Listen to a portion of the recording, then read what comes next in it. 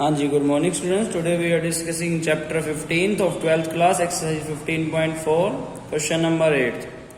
There is इस question में बोल रहा है कि इन टॉसिंग ए कॉइन, अगर उस किसी कॉइन को अगर 3 टाइम टॉस किया जाए thrice, find the chance of throwing head and tail alternating in 3 successive trial में जो है हेड आने के चांसेस जो है हमें बताने हैं।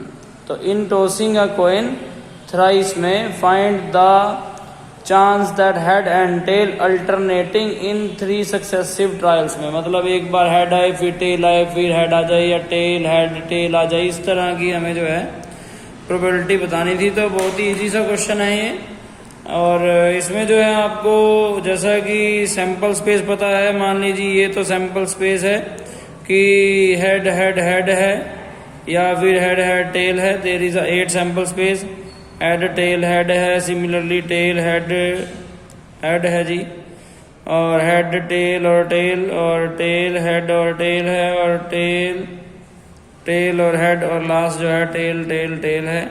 1 2 3 4 5 6 7 एंड 8 जो है सैंपल स्पेस है।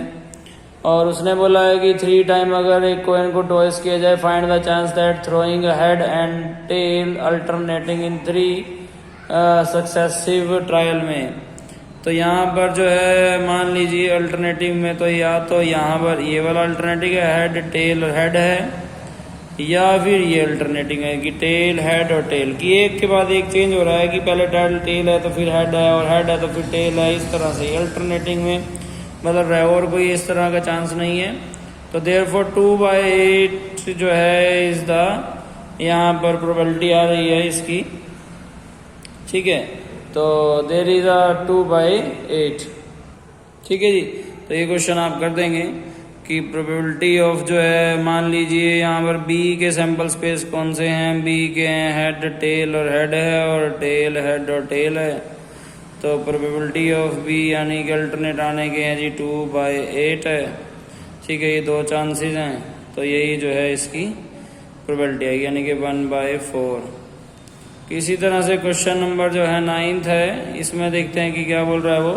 क्वेश्चन नंबर 9th में वो बोल रहा है कि कॉइन इज टॉस 3 टाइम, जो है कॉइन को टॉस किया गया, all possible outcome are consider equally likely आने चाहिए। Consider the tossing a coin twice as first, पहले तो 2 बार फेंका एक सिक्के को, उसके बाद आगे है जी and once as second experiment, और फिर एक बार फेंका है। Find the probability that getting 2 head and a tail.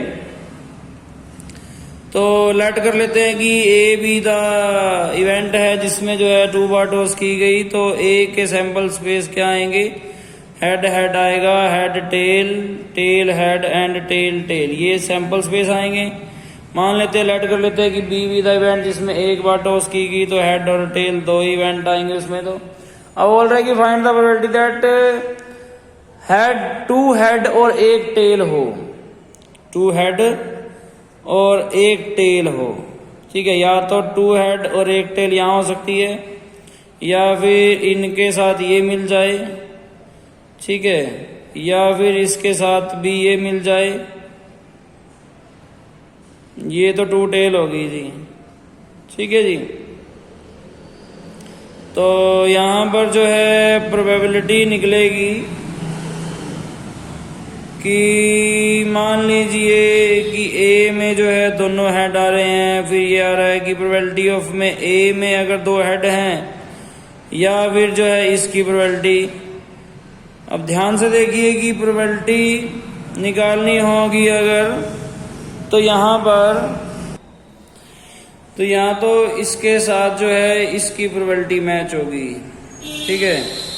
तो हमें जो है प्रोबेबिलिटी निकालनी है, मान लीजिए यहाँ सी की, जिसमें हमने कहा है कि 2 हेड या टेल आना चाहिए। तो उसमें या तो प्रोबेबिलिटी ऑफ इसकी आएगी जो कि 1/4 है। लेट कर सकते हैं इवेंट इसको A B C D जैसे मर्जी। तो इसकी प्रोबेबिलिटी है 1/4 और इसकी है 1/2। या तो इनसे जो है 2 हेड और 1 टेल आता है, या फिर इन दोनों को मिलाकर ये साथ में ले लिया जाए, इससे भी और इससे भी।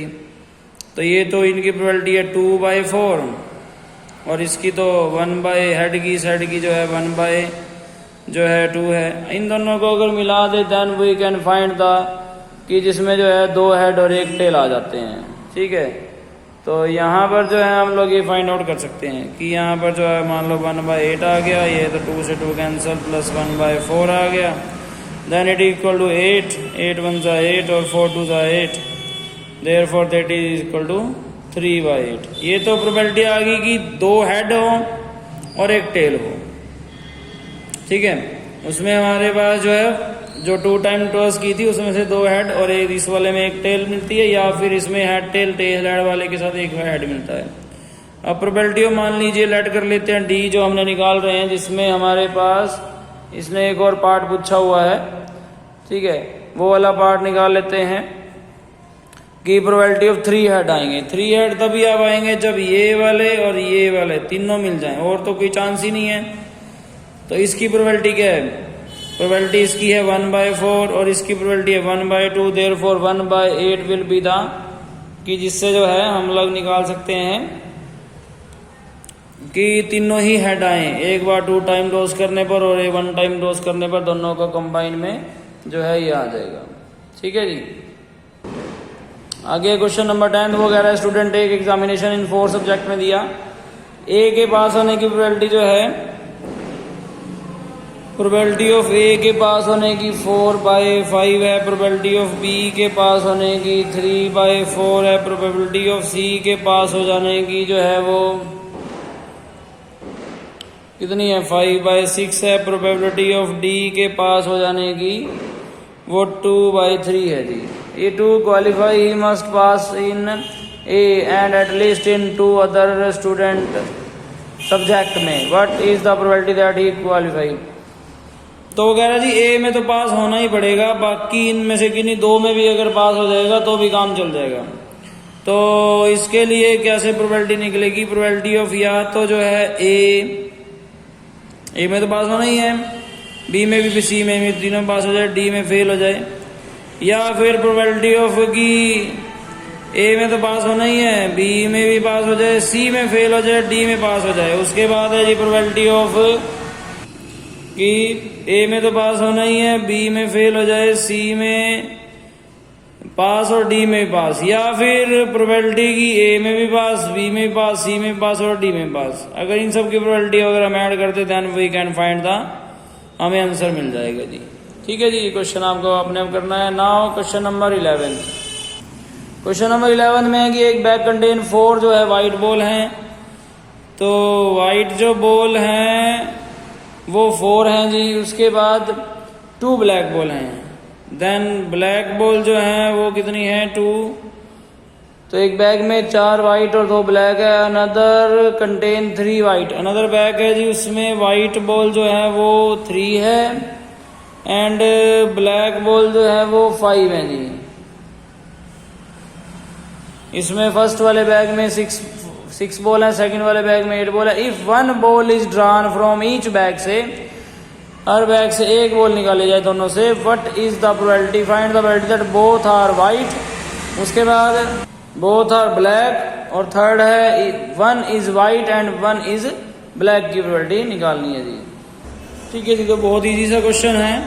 अगर हम कहें कि दोनों ही जो है वाइट बॉल निकालनी हो, तो प्रोबेबिलिटी ऑफ जो है वाइट फर्स्ट बैग में से वाइट बॉल निकालने की और सेकंड बैग में से वाइट बॉल निकालने की, फर्स्ट में से है जी 4/6, सेकंड में है जी 3/8, देन 3 2 जा 6, 2 4 2 जा 4, 2 4 जा 8, that is equal to 1/4। Similarly आप जो है दोनों की ब्लैक की भी निकाल सकते हैं और 1 वाइट और 1 ब्लैक की भी प्रोबेबिलिटी निकाल सकते हैं जी। नाउ नेक्स्ट है क्वेश्चन नंबर 12।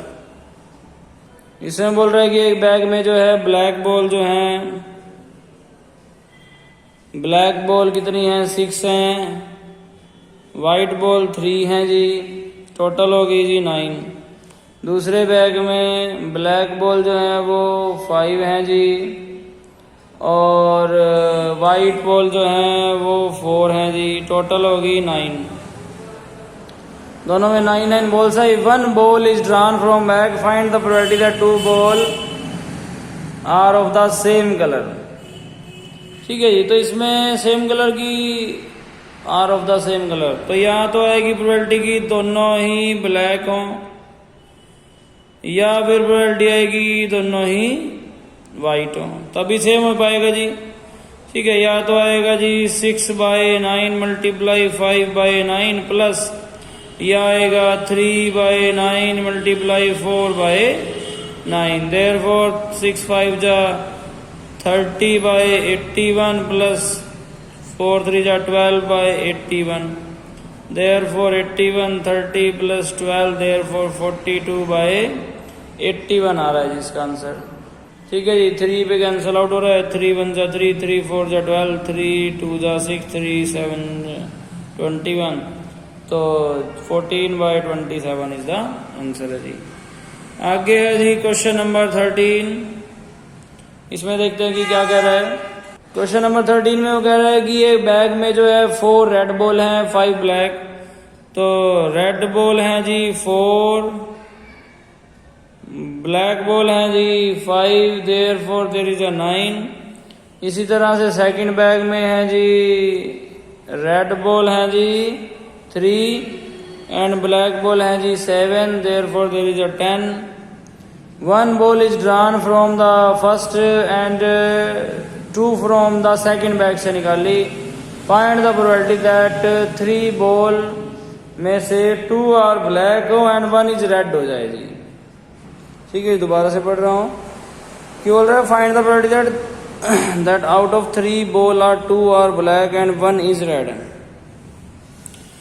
तो ध्यान से देखिए कि प्रोबेबिलिटी निकलेगी कैसे, कि 2 तो ब्लैक होनी चाहिए और 1 रेड। अगर फर्स्ट बैग में से रेड निकाल दी, ठीक है, मान लीजिए इसमें R1 में से बैग रेड बॉल निकल गई, तो दोनों ब्लैक बॉल बैग 2 में से निकलेगी।